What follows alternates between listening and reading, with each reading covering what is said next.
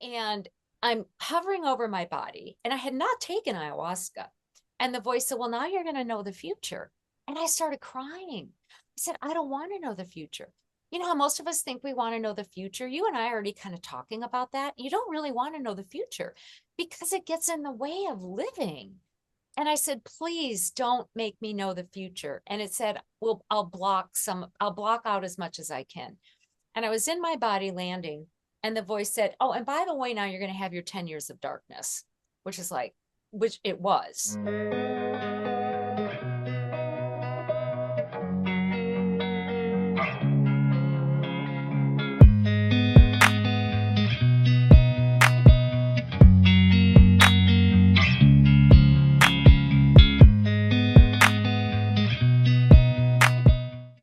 Welcome back, Cindy Dale. I am so excited to have you back on the show. I think this is the third time, I think, maybe. I don't know, It's but third or fourth. I'm kind of losing track. it's not After enough. two, no, well, thank you. After two, it just sort of keeps notching, and one conversation builds on another. And then we're sort of in a different realm, too. Different realm. I love that. What are you got four books going on at the same time. You're a traveling mom. You are when I say traveling mom, you're watching your son play baseball and taking the dogs for walks. But the temperature over there is very frigid, and I don't know how you do it all. I don't even know how you write your books while sitting in the stands watching baseball. How do you do it all? So, I actually, first, let me say, I actually have balance on a day-to-day basis. So today I saw five clients, I wrote, I spent a couple hours doing taxes. Nobody can avoid those, right? Yeah. But I also had a massage and a chiropractor and took care of my dogs and talked to a friend. So I think it's really important to do as much balance as possible. I think we swing with balance. Like, when you have younger kids, there's pretty much no balance for a few years, but I'm more or less solo in my house. So I just kind of create balance and Netflix shows every so often. I'm rewatching Criminal Minds right now. Um, it's miserable here. My son plays baseball in the great Midwest.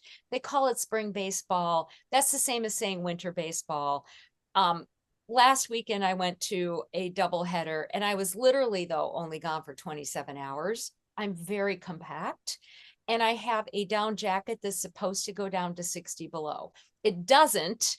That's a lie. I have yet to find kind of an Eddie Bauer coat that I would actually recommend for baseball mothers in the great Midwest. But I really actually enjoy my life. I love it. I like it.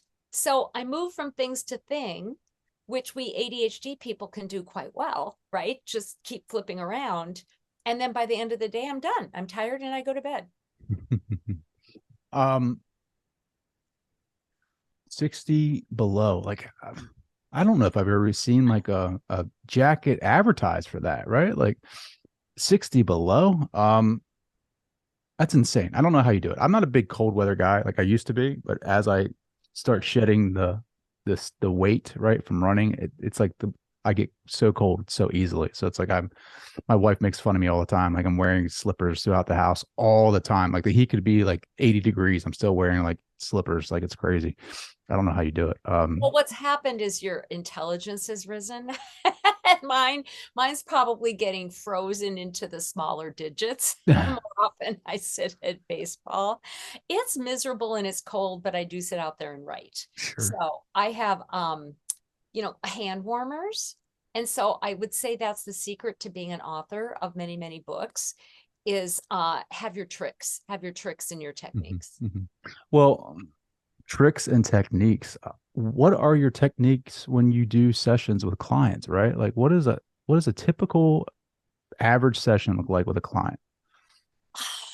I love my sessions. So I use my intuition. I'm mainly clairvoyant when I'm with the client, not in my everyday life. I think we differ. All of us sometimes differ when we're working with somebody versus in our natural selves or environment. So typically a client calls me up and they're either 27, well, some of them are 27 minute sessions, which means I talk really fast and stick an hour into 27 minutes. And some of them are a little longer sessions. But I try to start with a blank mind. I try to be really neutral. Even if I've worked with a client before, I I I just, kind of go blank. I don't want to be impacted by what I've said or seen or shared with this client before, nor do I want to be impacted really, kind of by the tone of their voice or what it is they're necessarily even saying they want to cover. I always ask them, what do you want me to take a look at? I write it down. And then I do have to admit, I sort of blank it out again. And I ask guides, their guides talk to, higher power. What am I supposed to say? What am I supposed to see psychically? What am I supposed to share? How am I to, kind of convey what's going on to them? And then I'm just off and running. I tend to get a lot of information really quickly, and I involve my body in it, my empathic abilities. So I may feel the pains that they have, I may feel their illnesses, but I can also feel if there's healing energy being brought to them. So I literally just tell somebody, this is what I'm hearing, seeing, sensing. Here's what's going on. You ask questions. I'm going to ask questions in my head. Let's see if we can get a good diagnostic assessment. Let's see if this can be understandable to you. It's more important that the client understands things than I do, obviously. And I usually find, let's say it's an hour session, typically about halfway through, the healing starts. You know what's really neat, Trey? And I'm sure you've experienced this too. We're talking about subtle energy. We're talking about the 99.999% of reality that's completely invisible, that can't be marked on an X-ray, and that interconnects all of us. So once I've even said hello to a client, we're interconnected. And the data's flowing to them, to me, between us. And I can typically feel about a minute before they feel it, what is going to start happening in their body or their emotions in terms of the delivery of a healing.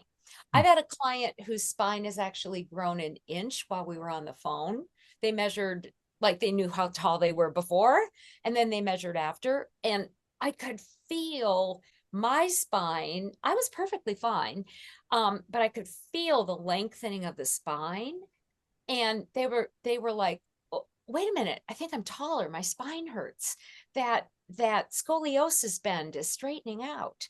So sometimes there's really fascinating and awesome experiences like that. Sometimes nothing happens, and it might be that there's an occurrence that has to happen for them later. Mm.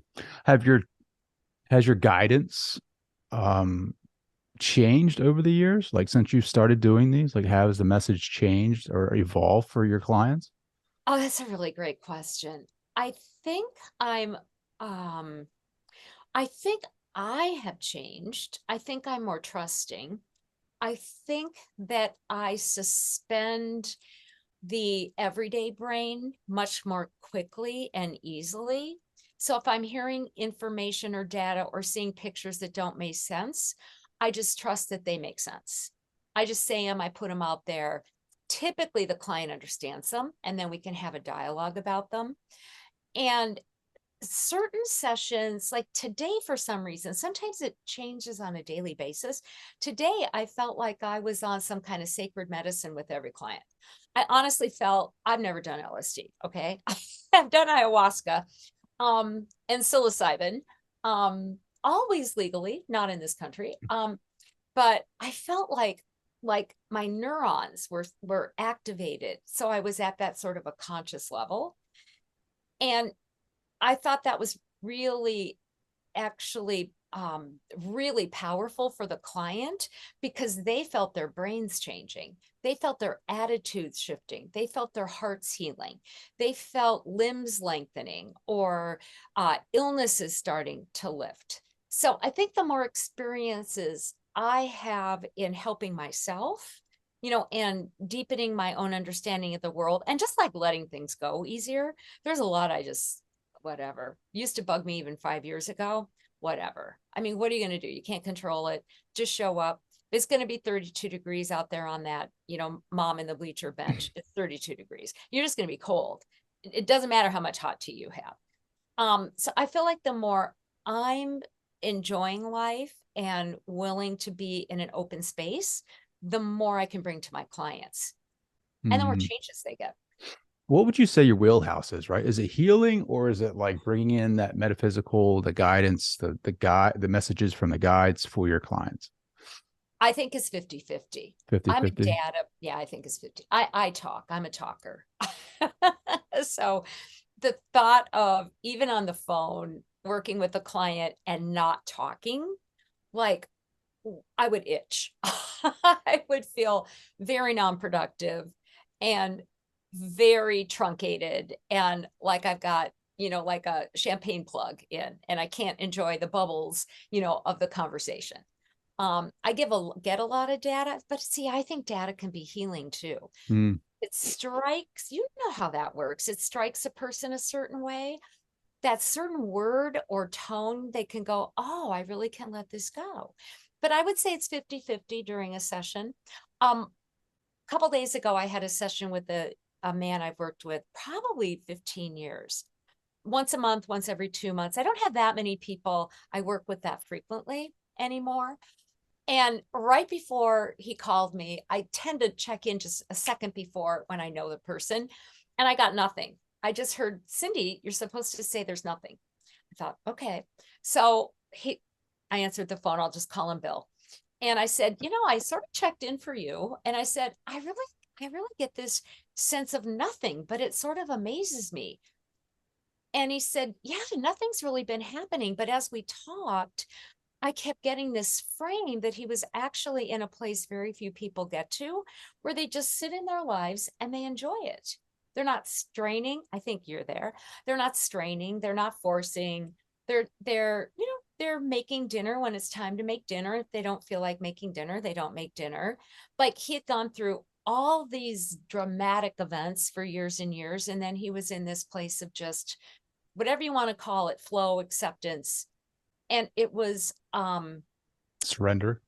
it was surrender, living in surrender. You we're powerless. Ultimately, we're powerless. The only way to deal with the terror of being powerless is just to be powerless Sure. and be good with it. I was talking to my wife the what was it, Monday maybe a couple days ago, and I'm always the type of person that needs to plan things out. If it's not going according to plan, then I'm going back to the drawing board and trying to figure out how I can get back on plan, right? And I just get tired of it. Like I just feel like, you know what? It's going to be what it's going to be, right? Like I'm working with the universe and God and source, whatever you want to call that, to kind of create this platform and my life. And I'm doing the work that I feel being like I'm being drawn to do. And instead of freaking out all the time about if I'm doing the right things at the right times, I'm just gonna, you know what? I'm just gonna accept where I'm at, and I'm going to be in the moment more and be very conscious of that. And whatever feels good to me in the moment, I'm just gonna go with that. And if it leads to something, then it leads to something. If not, then it is what it is at that point, right? I mean, I feel there's a lot of power in that. It's not like giving up, right? It's not like surrender doesn't mean, oh, I quit the podcast, I quit this, I quit that. It's more or less like, surrendering to within, to that power within, and just saying, you know what, show me the way, and I trust that you will. I'm getting a really interesting image in my head while you're talking about that. And I think I've been kind of catching up to you and becoming more like that in my own life. Um, so I have a story about that, but the image I'm getting while you're talking is so often we describe life and process and cycles as, a wave that it goes up and then it doubles back and then it, picks up what's been and carries forward and it doubles back. The image I'm being shown is more like you're speaking to being, kind of in the stillness, which of course is very vibrationally busy anyway, and the wave is just occurring like around you. So it comes in and out, and you don't have to go forward. You don't ever really go backward. It just cycles through and something new can be brought in, and whatever is easy to release or it's time to release just gets brought out. But you're always in the same spot when you're allowing life to move through you. That's the image that I get. Mm. And it's very non-stressful. I find I really don't get stressed about things very often. Really hardly at all. One of the games I'm playing with baseball this year, because it is a bitter winter, and um, I've had to fly to a number of the events, and we get snow here in Minnesota, like I don't know, whatever. We're beating the record. I'd say we get snow 4 days a week, and sometimes it's 10 inches, sometimes it's three, then it freezes. I mean, it's just winter, right? So I'm I'm working with my intuition so I don't stress about looking at the weather to see, oh, is my flight going to leave before there's a storm or this or that or the other thing? I'm just sort of letting my intuition pick my outbounds and my inbounds. I haven't been trapped once. Last weekend, I got in town. I left. Where did I leave? St. Louis. Um, at 6 in the morning, and it started snowing there at 7 in the morning. I got in at 7:30 a.m. in the morning, Minnesota, and it started snowing at 8 a.m. And I'm like, Hmm. darn, this really is a good way to live. Sure, sure. Well, there is no coincidences, I don't think. I think everything, I it's all happening. It's all happening. And it's like we want to, law of causal and effect, right? Like there is something out there, right? Like we want to call it luck, or we want to call it like just um that's a coincidence that just happened. But there's so many things that had to lead up to that coincidence. There's a cause for that coincidence. So it's not just coincidence. It's a exactly law we can't explain, right? right. So everything happening in my life right now is leading me to this moment and the realization that the true power, the only power that I have is showing up for Cyndi Dale right now and having a great conversation, right? Like that's the true power. It's the choice to be in the now and be conscious of it, because this is true being, right? Like yesterday is non-being, the future is non-being, because I have no control over that. I can't control what I did yesterday. I can't control what's going to happen tomorrow. I don't know. I can just all I know is I'm having this conversation with you, holding my lucky crystal. It's I'm feeling high vibration, high energy, and I feel like this is going to be so valuable for people to hear, because we are so caught up in the idea of control, Yeah, if that makes sense. yeah.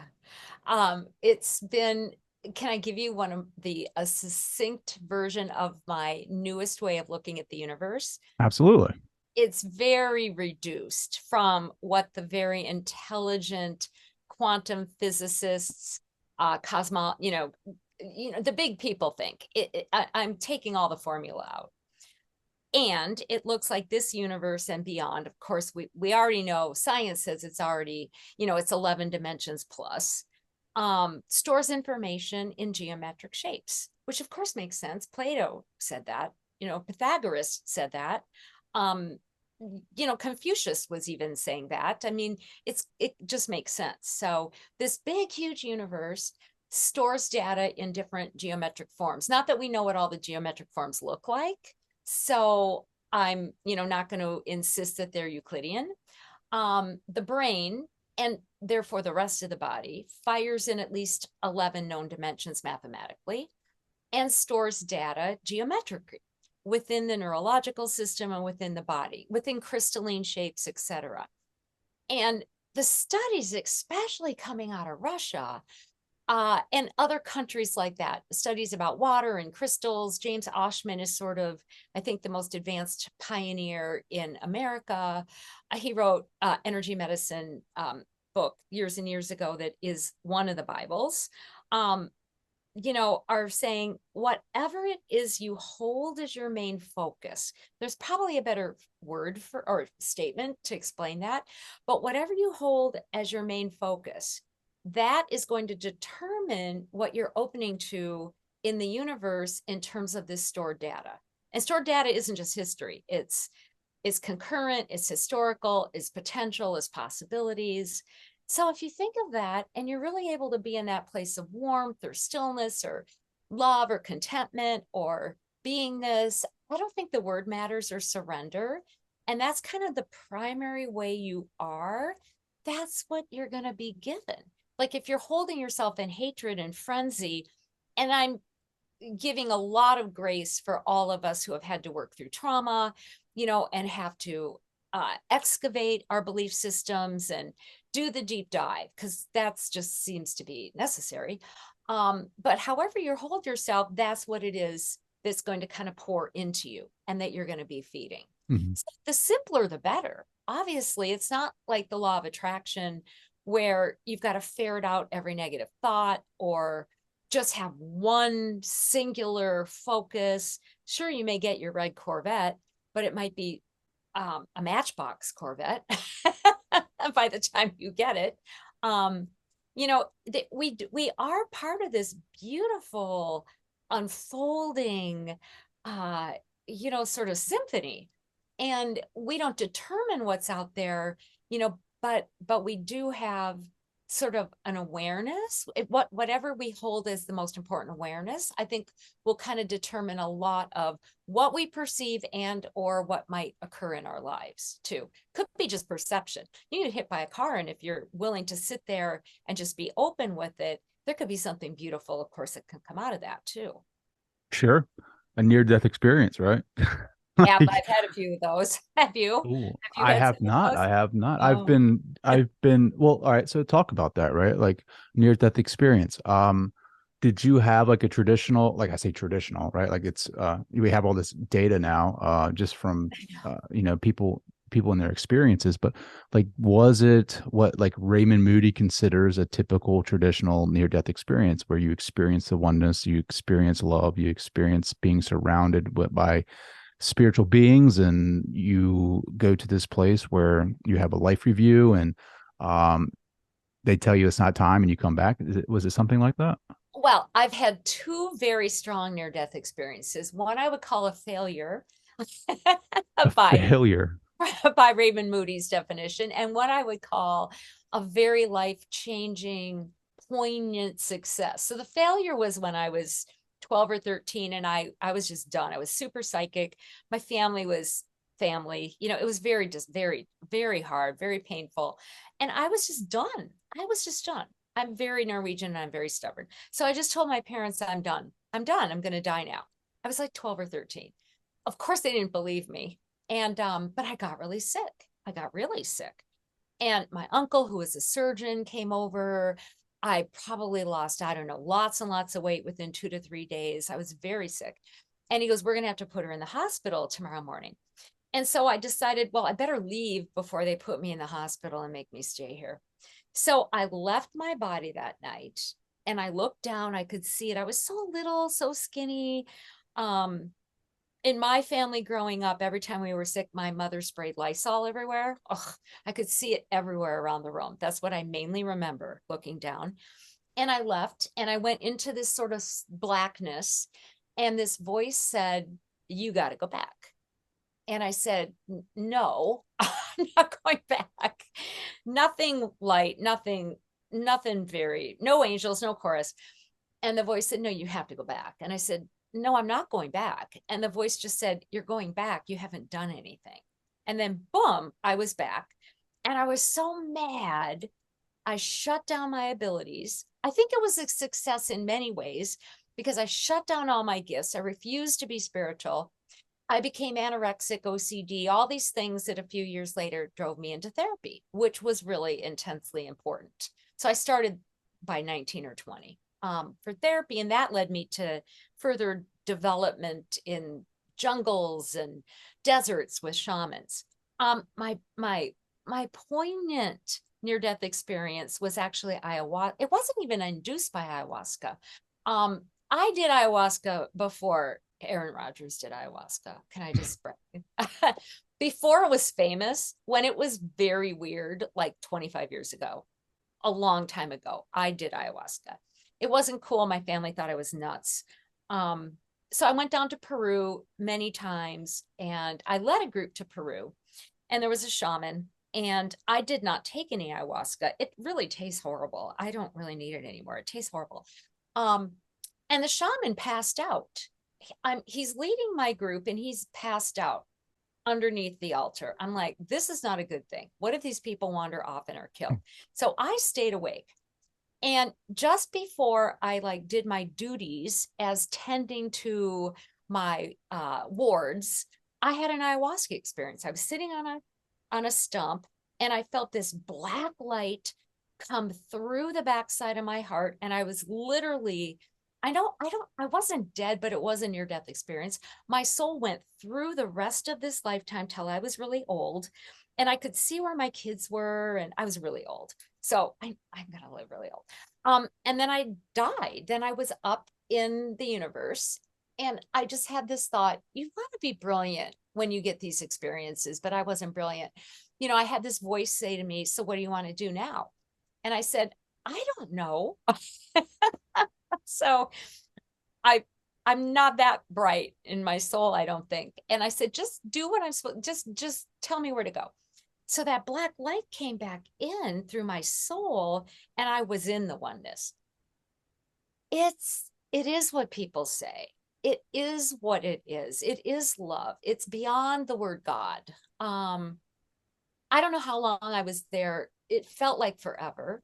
And then the voice, I have a problem with this voice sometimes, said, well, now you have to go back. I said, no, there's a theme. I said, no, I'm just going to stay here.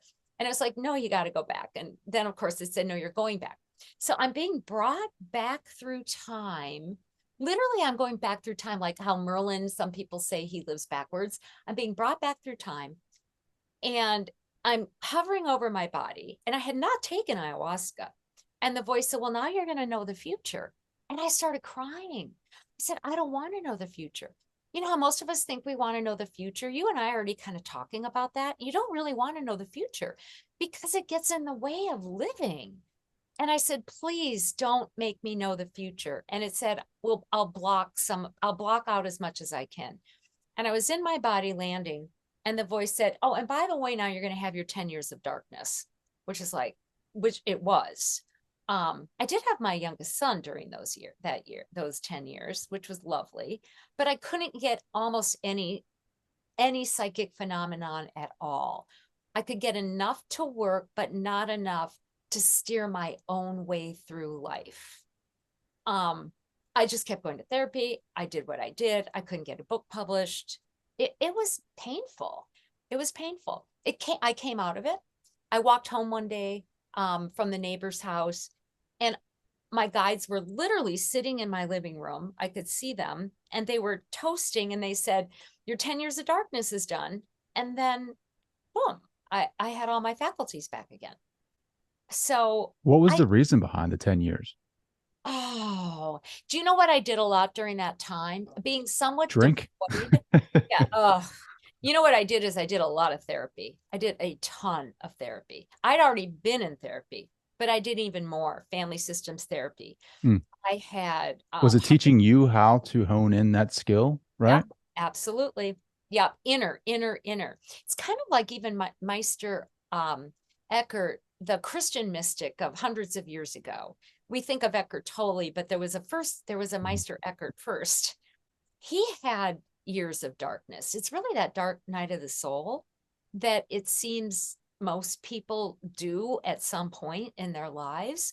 You can't touch anything. It was like I knew love was real. I knew there was a God. I knew there was a force. I knew what mattered, but I couldn't taste it, see it, or prove it. It's like existing on pure faith with no proof for the faith. Sure. I was reading the book of Enoch, right? Like Oh, somebody I had, like that book. Mm-hmm. well, I wish I could get more into it, right? Like I'm listening to it on Audible, and it just kind of turned me off because it reminded me of like traditional Mm-hmm. dogma, right? Like Heaven and hell and that kind righteousness, of this stuff. and that. And I was like, oh my God, not again. Like I can't do this again. I can't go through this. Because like I don't think it's a bad thing to experience bad stuff. Like I feel like It's you got to not have the bad people to experience the good stuff, right? Like in order to know what it feels like to be good, you got to be bad, right? right, Like, and I know right. people are like, what are you talking about? Like, but to be righteous, to have everyone as righteous, like, how would we know that we're righteous? How would we experience Oh, truly righteousness if we don't have badness and darkness right. and all of that crap, right? Like, I feel like, and There's a everyone, different book of Enoch that is channeled that's all about universe and grid and that kind of stuff. So somebody took all of that and just turned it all into formulations too.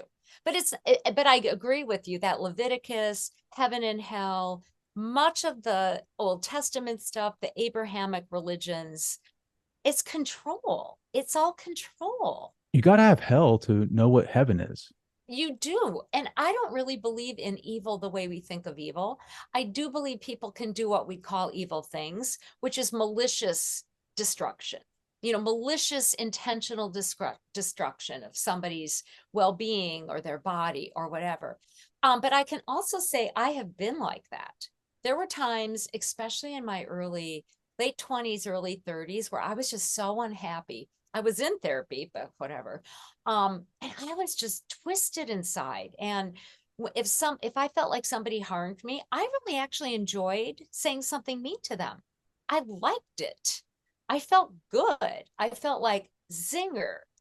And I think if we're all honest, we've got to own not just our capacity to be like that, but our ability and maybe activity like that, if not in action in our head. And you've got to have the contrast. The Sufi path is interesting. I'm not a Sufi, but it's a path toward development and spirit and love. It's called the Way of the Heart.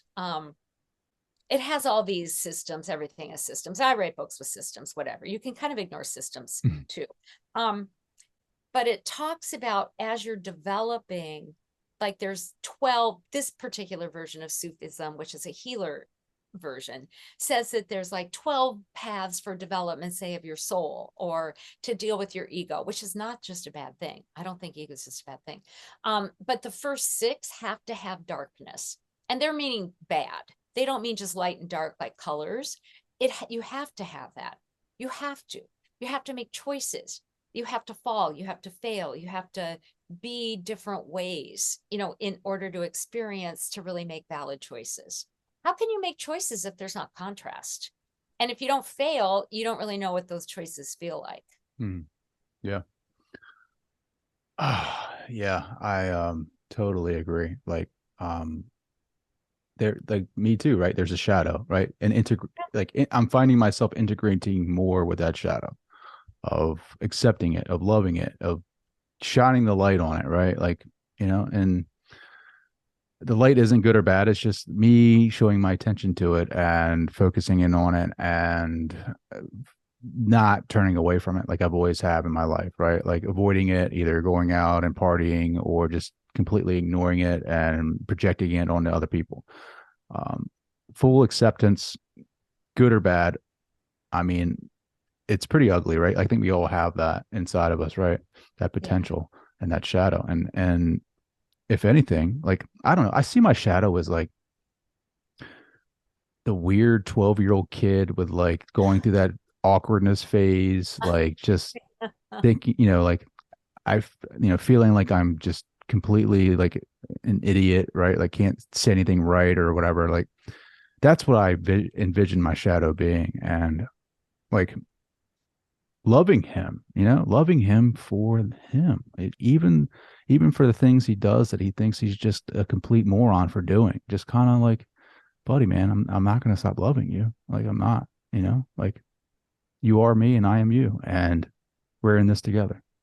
It's been Isn't very that helpful. beautiful? It is beautiful to have an imaging of what we would call our shadow too, and have that sense of it.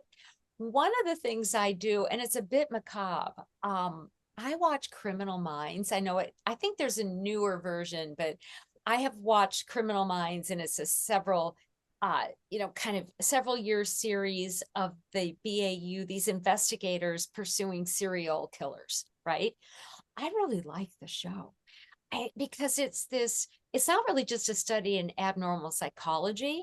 They always show the backstory, always, always the backstory of what set this kid up to do this, or this man up to do this, or this woman up to do this. And I understand, uh, the social compact. That's what we have in America. It's called the Social Compact by John Locke.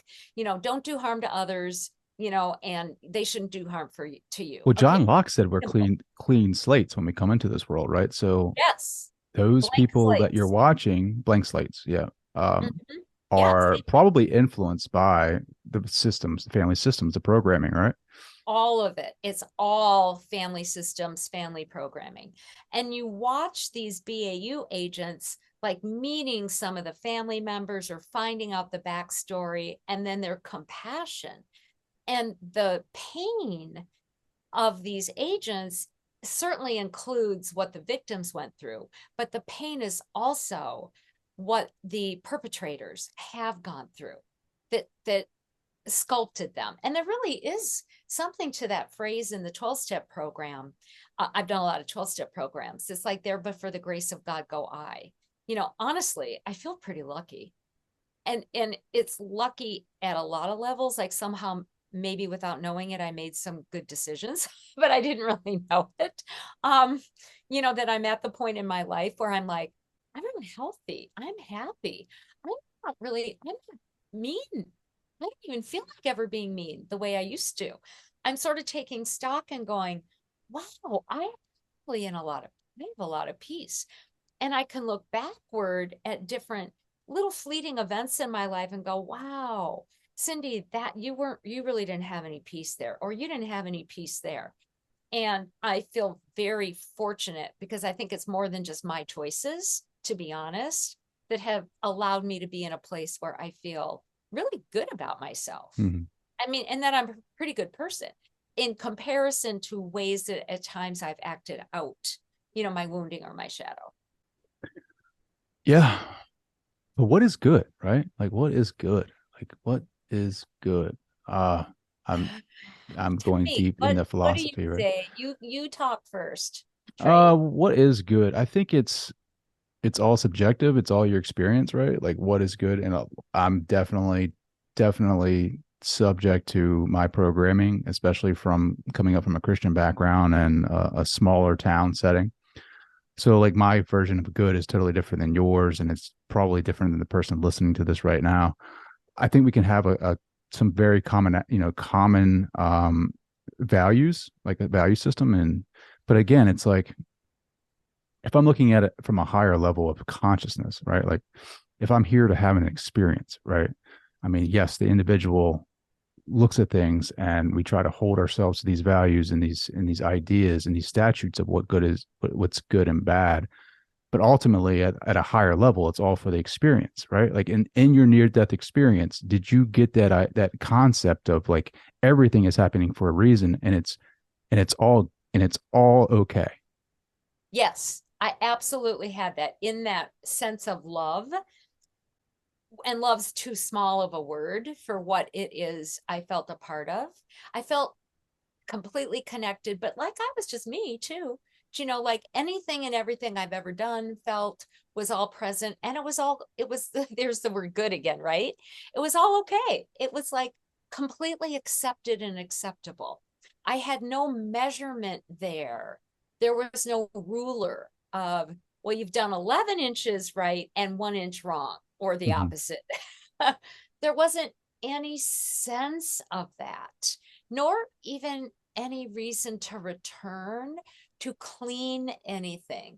In therapy, a lot of times, the way I've sometimes worked, it's like, let's clean my toxins. Let's clean my toxic thinking. Let's clean, kind of a convoluted way of doing something. There wasn't any need to do Sure. that. It's like just both ends of the scale, right? The spectrum. It's like you're in a very cold place, I'm in a warmer place. Is it good or bad? No, it's just you're in a colder temperature, I'm in a warmer temperature. It's like, when I'm sick, is it bad that I'm sick? It's just that I'm sick. And then when I'm healthy, right? But here's the key. Can you appreciate the good, right? Like when you're in those good states, can you remember that you're in the good state? Why does it take bad things for you to remember the good states? Like, for instance, I was sick a couple weeks ago, and I mean sick, right? And I'm like, I never freaking appreciate moments where I'm in good health, like even life, right? I just had a family member recently pass away. Um, and it's like, it takes those instances and examples for us to appreciate life. Like, can you be appreciative of life right now, healthy, whatever your definition of healthy is? and be like, and not have to worry about, or not have to be experiencing a death of a loved one, right? Like we forget so many times because we get caught up in the drama. It's like when I go to that state of being in the moment, that awareness comes to me where I can be grateful, and my life might not be in that situation where it's defined as good, but I can be grateful for the experience. Yeah. And that's really an important, not just concept, but awareness is gratitude. I was working with another client a couple days ago, and I've worked with her for a really long time. She's on a number of meds, and she was worrying about money, like obsessing about money, spending hours and hours a day going through finances, which is interesting because, like, I figured out I did my tax returns wrong for 2 years. So now I'm going through all those. I have an accountant though, but I'm actually enjoying it. I'm kind of turning it into a bit of a game. Like, let's see how fast I can unload this PayPal statement. It's all going to be okay. I'm not worried about it, but I found it kind of interesting. I was going through this sort of, you know what I mean? Kind of moving through numbers. And she was obsessing. And what came to me to say to her is, now, if you look backward, she's like 65, 68, something like that. If you look backward, haven't you always had enough food? Yeah. Haven't you always had enough money? Yeah. Haven't you always, I mean, what's the drama? What's the projection of this drama for something that's never existed in your life? So sometimes we just make stuff up. We feel whatever it is, anxious or not okay, or like there's something going on that we certainly aren't grateful for, and at some level, like if to an outsider even, it's not real. So I think sometimes what we're doing in our discussion here in this moment too is begging the question, like, what's really real or not. When you're sick, you feel sick, it's sick. I would never try to tell myself I'm not sick when I'm sick. I'm a miserable sick person. I hate laying in bed, so I don't. But how bad do you want to feel good, right? Like how bad do you want to be healthy? Right. When I'm sick, Yeah. It's oh, like, oh my God, well, why? if I'm really sick, I'd rather just die. Well, they'll just put you back in your body anyway. I know. So it doesn't do any Doesn't good. matter. They'll just send me back in. Oh, you haven't done enough. It's I'm not your sorry. time. We already know you're going to live a really long time. So, I know. So, but you do really want, what it is that has felt beautiful in your life when you're not in that experience of it.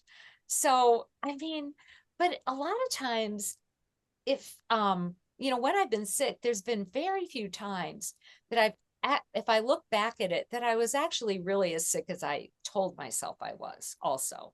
Know what I mean? mhm. Like, I don't know if we always have a measurement of what we're going through. Um, because like you're saying, we lose track of that sense of the now, We and fall that's, asleep.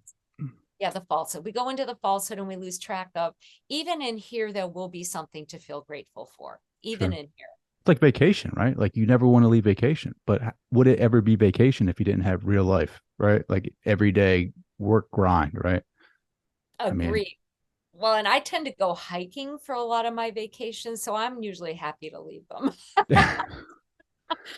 I'm usually like, oh my gosh, I need to go home and get like 5 massages. so when you had the future foretold or saw the future, like how accurate was it, like up to this date? So it comes in spots. So I have to say, for my future or when I work with clients, I can tell. So in general, talking about the future, I think at any moment there's lots and lots and lots of possibilities. Very few of them are probably ever going to be even get to the second level of probabilities. So there's gazillions of possibilities. There's fewer probabilities. And then, it's sort of like if you look at like a Christmas tree, kind of maybe there's a few stars on the top, not just one, that are most likely destiny points. So if I'm looking at a client, I don't look for their future. Even if they ask me what's going to happen, I don't go look. I don't leave right now to go out there and look. Because maybe they're not supposed to know it. Maybe it hasn't been decided. Maybe it's not for me to see it. Maybe it's not for them to know. So if something comes, even just during a session with somebody, and I get this, usually it's an image that comes through or a statement, I typically know something will 99.999% happen for somebody if the picture is so in my face, I can't not see it or say it, or the phrase begs to be said, like it comes out of my mouth. I know it's real.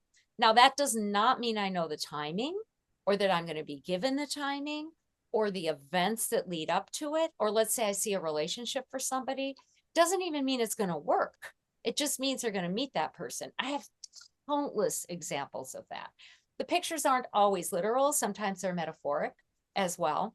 I have a client I worked with 3 years ago or so. She'd gone through a divorce. Wonderful, wonderful client in business. And she didn't even ask me if she was going to meet somebody else. And I just saw this man in my head. He just popped in. I knew it wasn't who she'd been married to. I didn't even see very much of him. I saw that he had glasses and he was blinking behind his glasses. And I said to her, "Oh, you're going to meet somebody." She goes, "Well, like, you know, well, who?" And I go, "Well, this is the image." And she goes, "Well, can't you tell me the color of his hair?" I said, "Nope, you're going to meet this man." She called me a year and a half later. She goes, "I'm engaged to him." She goes, "You know how I knew that was the man? I was at a bar. I never talked to men at a bar. And he was sitting at a bar. He had glasses and he blinked a lot. And I thought, Cyndi described him. He's safe to talk to." And she's engaged to him. That's So so funny. isn't that a hoot? I That, love future pictures because they sure. kind of stretch. About 20 years ago, I had a voice, this voice that seems to sometimes, kind of be a little bit illogical. But this voice came in and said, "Look, you're going to write these books." And it showed me these little tiny books. Each was about a chakra. Well, I've written a million chakra books, but this was 20 years ago.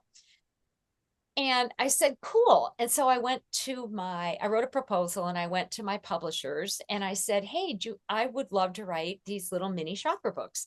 They all turned me down. And I thought, well, whatever. 2 years ago, 3 years ago, something like 2 years ago, one of my acquisitions editors sent me an email and she goes, "Would you like to write a series of little chakra books?" And I said, "Yeah." I, I wrote her back and I said, "I already had this premonition that I was going to do this." I said, "It just took 20 years for one of you publishers to get the idea for it." Mm. So now I think I've written 4 of them and I'm in the middle of them and they're like tribbles. They're just always there to work on. So I like that story because it's about futures shift, futures change. Some of them are locked into stone, but it doesn't mean you're going to be shown everything about it. We're not to live in the future. That creates anxiety. When we're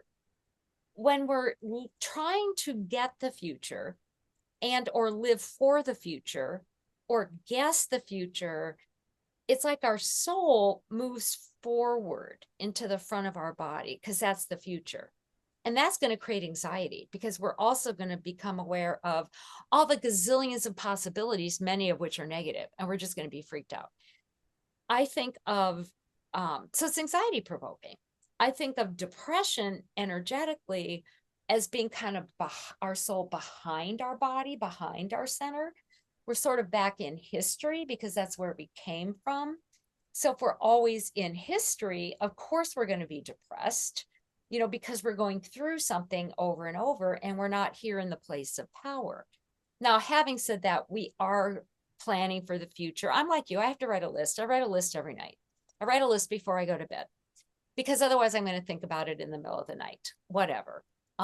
If I get triggered on something in history, it means I'm either still stuck back there or I need to go back there.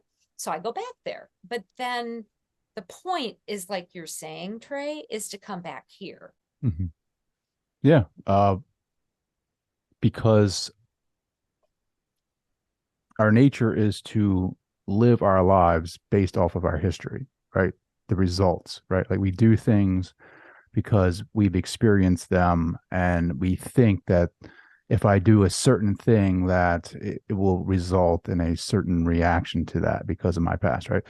But these new ideas of quantum physics that are coming through science now, and what you've talked about in some of your literature, is that this idea of mentalism, right? Like Mm. this world is a hologram. This world is mental, the one mind that we can maybe things happen from our past because we're thinking about our past, right? Like, what if we think about right now, right? Like, because of mentalism, like, what if we think about our desires, hold them tight, and then let them go? But then our future changes completely. Like, it just, we're, we don't know what's going to happen in the future. What if you come in there with this idea that the future can be anything and wake up tomorrow morning and be like, you know what?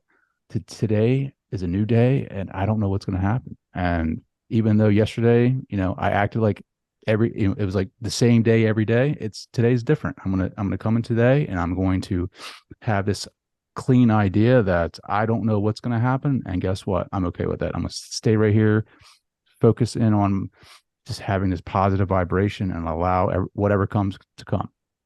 See, that makes me happy. When you talk about that, I get that sense of excitement and low key joy, sort of like, oh, what an adventure. That's so cool.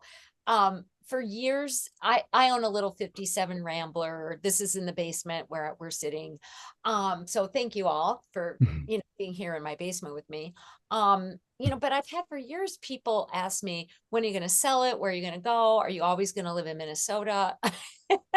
And, I'm like, I don't know. I don't know. I don't know. And because I think things kind of come to shape it.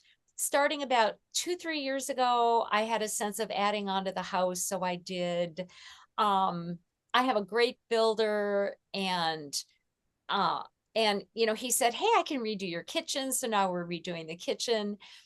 And I started feeling a couple of years ago like I'm going to be shaping up my house, but then I'll never live in it. Like I won't be dead, but I just had this sense, I don't know who I'm improving my house for. This is really fun. I like picking out appliances, I like picking out paints. But my secret thought is, because I'm having my youngest son's girlfriend help me with the decorating, I sort of have this thought, they'd probably be in here and I'd be somewhere warm. That's my Hmm. desire. Is that But is things that just sort of move in. yeah, Things just sort of move in, and then you say yes because it feels right. So now I'm redoing my house. sure. Cindy Dale, I think you have to come back for a fourth or fifth time, huh? What do you think? I will. Where can people find you? Where can they reach out to you or connect? Easy, easy. CyndiDale.com. CYNDIDALE.com. Everything's at my website. One neat package. Well, I love every opportunity I can get to have spend some time with you and just chat and just enjoy your energy. So thank you. Me too, Trey. Anything I can do.